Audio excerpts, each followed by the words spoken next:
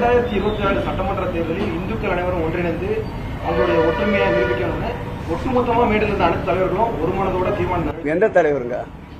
RSS Pawan Kalyan உட்பட எல்லா தலைவர்களுமே 2026 தேர்தலில் தமிழக அரசியல்ல இந்துக்கள் அனைவரும் ஒன்றிணைந்து இந்துக்களுடைய பலத்தை நிரூபிக்கணும்னு சொல்லியிருக்காங்க.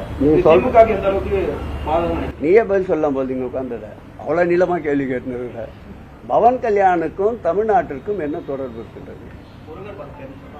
எந்த நாட்டுக்கு முருக பக்தர் அவர்? பவன் கல்யாண் வீரபாண்டிய கட்டபொம்மன் படத்திலே வருகின்ற வசனத்தை தான் நாங்கள் திரும்ப பேச வேண்டியது வரும். நாட்டு நட்டாயா களை பறித்தாயா என்ற சொல்லிற்கு ஏற்றார் போல்தான் அவரை திருப்பி தாக்க வேண்டியது வரும். அவருக்கும் தமிழ்நாட்டுக்கும் என்ன சம்பந்தம் இருக்கு? யார் அவர்?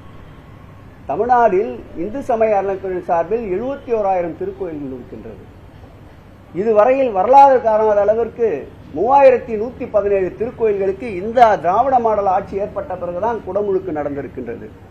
2 திருக்கோயிலே இருந்த 3 நேர அன்னதான திட்டம் இன்றைக்கு 19 திருக்கோயிலே செயல்படுகிறது. ஆண்டுக்கு 3.5 கோடி பக்தர்கள் பசியாறுகிறார்கள்.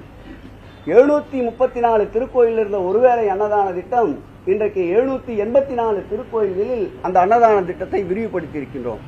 அன்னதான திட்டத்திற்கு மாத்திரம் ஆண்டிற்கு 130 கோடி ரூபாயை இந்து சமய அறநிலையத்துறை செயல்படுத்திக் கொண்டிருக்கின்றது. இறை அன்பர்கள், இறை பசியோடு வருபவர்கள், பக்தி பசியோடு வருபவர்கள் 2 பசியையும் ஒரு சேர தீர்க்கின்ற ஆட்சியாக இன்றைக்கு திராவிட மாடல் ஆட்சி திகழ்ந்து கொண்டிருக்கின்றது. ஒரே ஒரு இடத்தில் மருத்துவமனை இருந்த நிலை மாற்றி இன்றைக்கு 14 திருக்கோயில்களில் மருத்துவமனைகளை உருவாக்கி இருக்கின்ற ஆட்சி இந்த ஆட்சி. இப்படி அடுக்கடுக்காக அடுக்கிக் கொண்டே போகலாம்.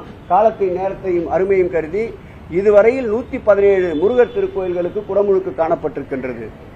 மேலும் 136 திருக்கோயில்களுக்கு குடமுழுக்கு பணிகள் ஏற்றுக்கொள்ளப்பட்டிருக்கின்றன. 843 பணிகள் வெறும் முருகர் திருக்கோயில் மாத்திரம் பணிகள் ஏற்கொள்ளப்பட்டிருக்கின்றன. அதனுடைய ஒட்டுமொத்த மதிப்பு 1043 கோடி ரூபாய் செலவிலே இந்த பணிகள் மேற்கொள்ளப்பட்டு வருகின்றன. இந்து சமய அறநிலையத்துறை என்றாலே அறம் சார்ந்தது, கல்வி என்பதும் அறம் என்பதால் கல்வித்துறையையும் இந்து சமய அறநிலையத்துறை வரலாற்றில் இல்லாத அளவிற்கு தற்போது மாணவ செல்வங்களுடைய அடிப்படை தேவைகளை நிறைவேற்றி வருகிறோம். நாங்கள் வேண்டுமா அல்லது மேடை போட்டு மக்களை பிளவுபடுத்துகின்ற, மக்களிடம் இனத்தால் மதத்தால் மொழியால் மக்களை பிளவுபடுத்தி நிற்கின்ற பாரதிய ஜனதா சங்கிகள் கூட்டம் வேண்டுமா என்பதை 2026 ஆண்டு நிச்சயம் தமிழக மக்கள் முடிவெடுப்பார்கள்.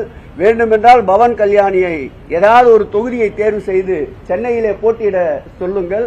அவர் வெற்றி பெற்றுவிட்டால் அதன் பிறகு என்ன வேண்டுமானாலும் பேசட்டும், நாங்கள் கேட்டுக்கொள்கிறோம். தமிழக வெற்றி கழகத்தோட இதோட என்ன வேணும் உங்களுக்கு? அது ஏன் போறீங்க? அவர் வீணா போன உள்ளே உட்கார்ந்து இருக்காரு.